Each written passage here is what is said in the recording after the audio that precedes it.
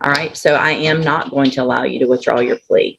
We're going to go forward with sentencing. Mr. Nix, you may proceed. Thank you, Your Honor. Your Honor, in reviewing the PSI, obviously the court's seen some of the evidence.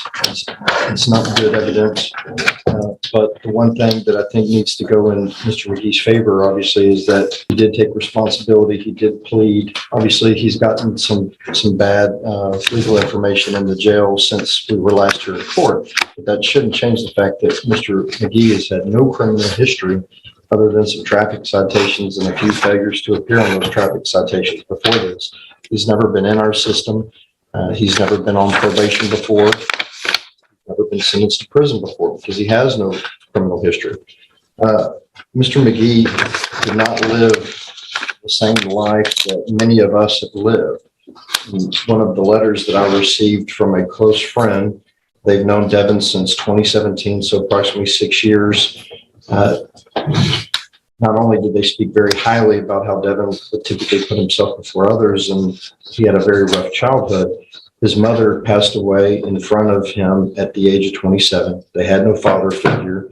They were tossed and moved around with their 3 aunts from 2007 to 2017.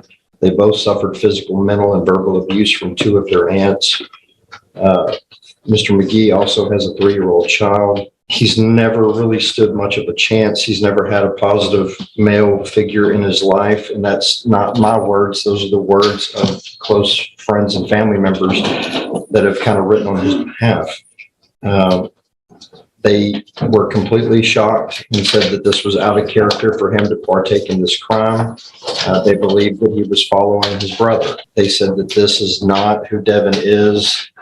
Obviously, the court has just what it has in front of them, which is the evidence from that case. And if you just look at the evidence in that case, obviously it's going to give you pause because of the nature of, and the violence that took place in the offense.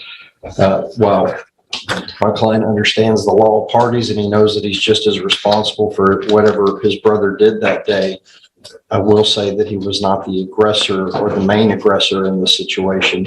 The crime that they committed was despicable, and he would agree with that. He thought that he was going over there to retrieve stolen property. He did not know that his brother was going to start shooting. And in visiting with Mr. McGee, I believe he was also a little afraid and didn't know what to do in the situation once it started going further and beyond what he thought it was going to be. Further, Mr. McGee has told me that he has found religion. He has one of his write-ups has been because they did not warn the jailer when they were going to pray. So that was one of the write-ups that he had. He also had a jumper malfunction with his buttons. But he says that his newfound religion has given him discipline and peace in his life. He has a son now. He apparently did not know about that. I believe he became aware of that while he was incarcerated. The child is 3 years old. And he would like to have some sort of a life with a son. I would suggest that he get 10 years deferred adjudication probation, and if he messes up even 1 iota, he's got the full range to deal with. So I would suggest that he get 10 years deferred probation, be put on intensive supervision, 0 tolerance, and actually be given a chance, because based on his criminal history, this is not who he is. This is not, and I hope the court doesn't take into account the fact that he tried to withdraw his plea today.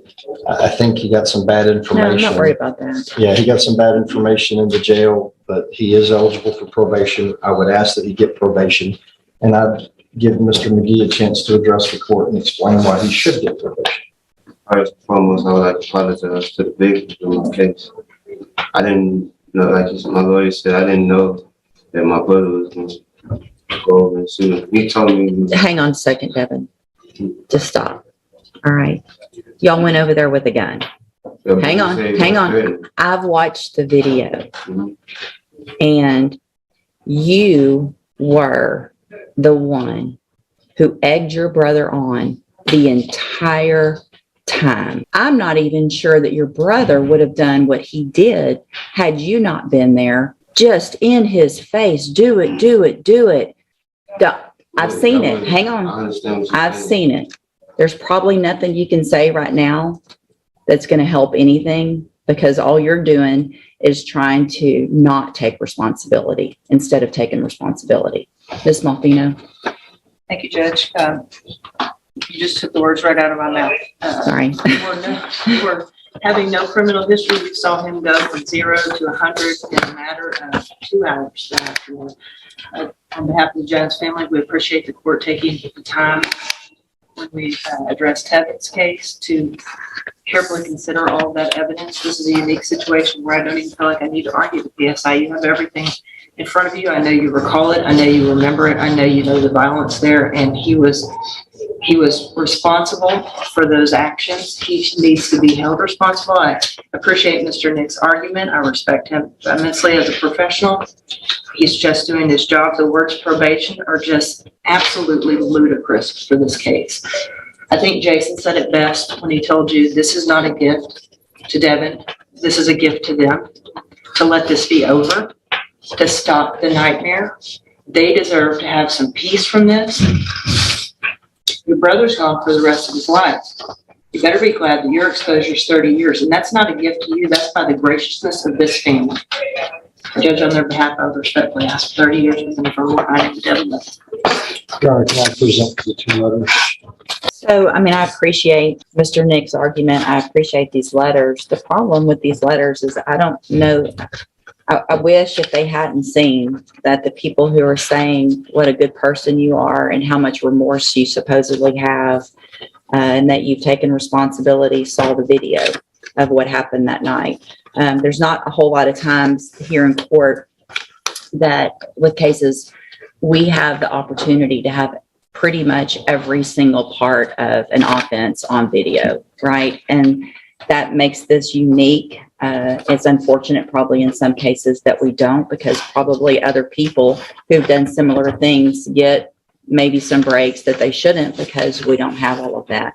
What you and your brother put that family through that night is the stuff, and I think I've said this before, the family's probably heard me, I know, tell your brother this. This is the stuff out of a movie. This is what makes people have nightmares at night. And you instigated it. You walked with your brother with that assault gun, however far y'all had to walk, knowing you weren't just going to get property holding a gun.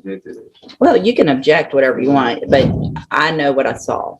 I know that you instigated him to keep doing it. You showed him how to take the safety off the gun.